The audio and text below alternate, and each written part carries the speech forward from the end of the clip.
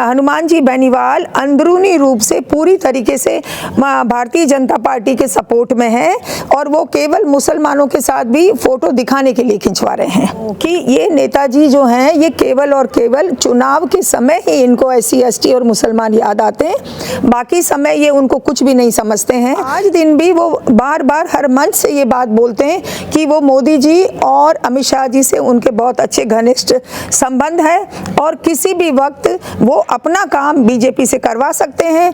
और ये भी अगर जनता को आश्चर्य नहीं होगा कि कुछ समय बाद वो अपनी संसद में भारतीय जनता पार्टी को सपोर्ट करें। जी नमस्कार, मेरा नाम है अभिषेक जाखड़ और आप देख रहे हैं RJ TV 24 और इस वक्त मैं हूं खींवसर में और कल खींवसर के अंदर चुनाव का मतदान होना है। इससे पहले मेरे साथ कांग्रेस प्रत्याशी डॉक्टर रतन चौधरी जी हैं, इनसे जानते हैं कि क्या चुनाव का माहौल है, क्योंकि चुनावी कैंपेन है वो थम चुकी है और इस वक्त सिर्फ चुनाव है जो मुद्दों से ना हटकर जातिवाद तक आ गया है। और अभी बीते दिनों 2-3 वीडियो लगातार नेताओं के वायरल हो रहे हैं, कभी हनुमान बेनीवाल का तो कभी भाजपा के जो चिकित्सा मंत्री हैं गजेंद्र सिंह खींवसर उनका हो रहा है। वो कह रहे हैं कि मैं मुंडन करवा लूँगा अगर ये चुनाव हार गया तो।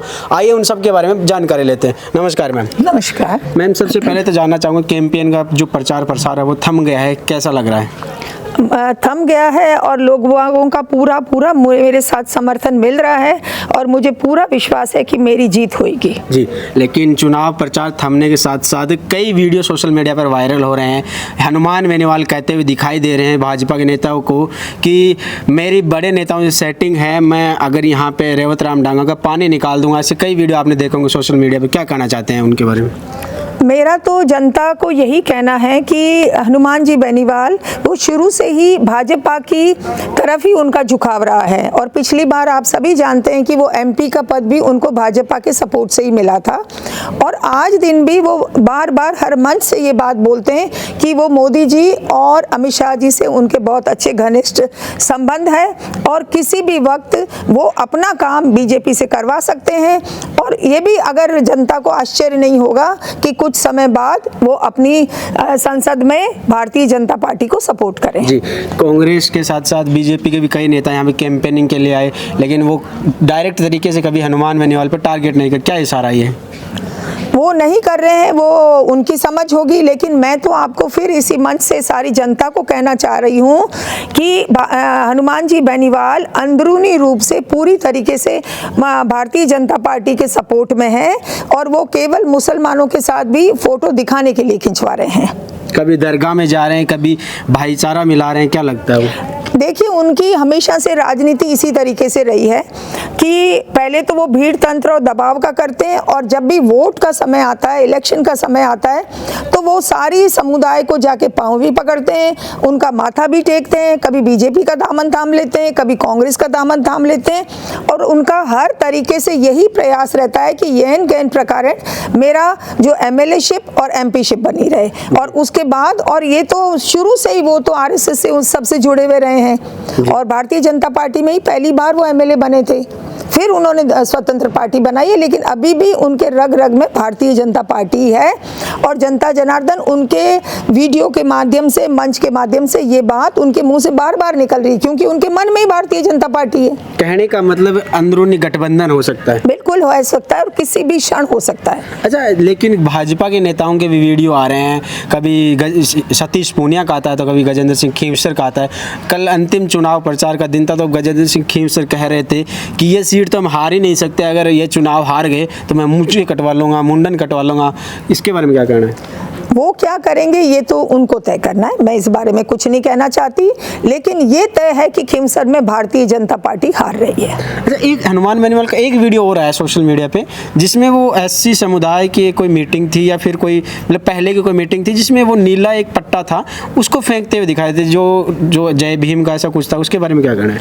ये मैं आपको फिर ये बता रही हूँ कि ये नेताजी जो हैं ये केवल और केवल चुनाव के समय ही इनको SC ST और मुसलमान याद आते हैं, बाकी समय ये उनको कुछ भी नहीं समझते हैं। और मैं मेरे SC ST समुदाय को फिर मैं आप सब लोगों को मैं जागृत करना चाहती हूँ, आपको सावचेत करना चाहती हूँ कि अभी भी देरी नहीं हुई है। आप अपनी मूल पार्टी कांग्रेस को मत छोड़िए, सिर्फ कांग्रेस पार्टी है जो आपका आरक्षण कायम रखेगी और आपको आदर सम्मान भी देती है। और मैं पूर्व में राजकीय सेवा में रही हुई हूँ और उसके माध्यम से भी मैं आपको पूरी तरीके से बता रही हूँ मेरे SC ST और भीम सेना को कि अगर आप भारतीय जनता पार्टी की तरफ या RLP की तरफ मुड़े, जो कि बीजेपी की ही बी टीम है, तो कोई आश्चर्य नहीं होगा कि आने वाले समय में आपके आरक्षण के साथ छेड़छाड़ होगा और आपका उनके मंच पे कभी भी सम्मान नहीं होगा। अच्छा, गजेंद्र सिंह खींवसर ने जो बयान दिया था, क्या लगता है कि उस चुनाव को सिर्फ जातिवाद पर नहीं कन्वर्ट कर रहे हैं, जाट वर्सेस राजपूत कहीं, ऐसा तो नहीं हो रहा? ये तो अब जनता उसको किस तरीके से समझती है वो तो समय ही बताएगा। जी, आप आखिरी सवाल ये क्या कहना चाहेंगे खींवसर की जनता को?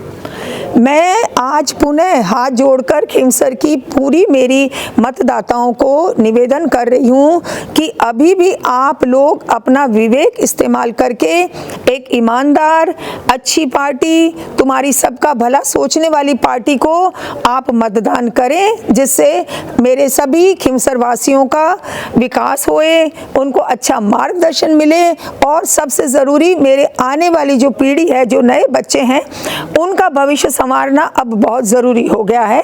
तो मुझे लग रहा है, जो मैं आम सभा में लोगों से मिल रही हूँ, उन लोगों का मुझे आशीर्वाद मिल रहा है और मेरे से एक बार मिलने के बाद में उन लोगों को लग रहा है कि नहीं, हमें पहली बार एक अच्छा, साफ सुथरा, अच्छे परिवार का कोई कैंडिडेट मिला है, तो हम इन्हें ज़रूर समर्थन देंगे, कांग्रेस को विजय बनाएंगे और इससे ये हमारा ध्यान रखेंगे। जी, शुक्रिया। खैर, अब ये देखना दिलचस्प होगा कि खींवसर की जनता कल मतदान किसको करेगी, लेकिन आप हमारी चुनावी यात्रा को लगातार देख रहे थे। लेकिन फिर मिलते हैं किसी न किसी नए वीडियो में, तब तक के लिए मुझे दीजिए इजाज़त। लेकिन आप लोगों से एक अपील करना चाहूँगा कि कल है चुनाव का अंतिम दिन और कल वोट करने हैं, तो आप ज़्यादा से ज़्यादा संख्या में मतदान कीजिएगा, क्योंकि राजस्थान के अंदर 7 सीटों पर चुनाव होने हैं। तब तक के लिए मुझे दीजिए इजाज़त। नमस्कार, राम राम साहब। राम राम साहब।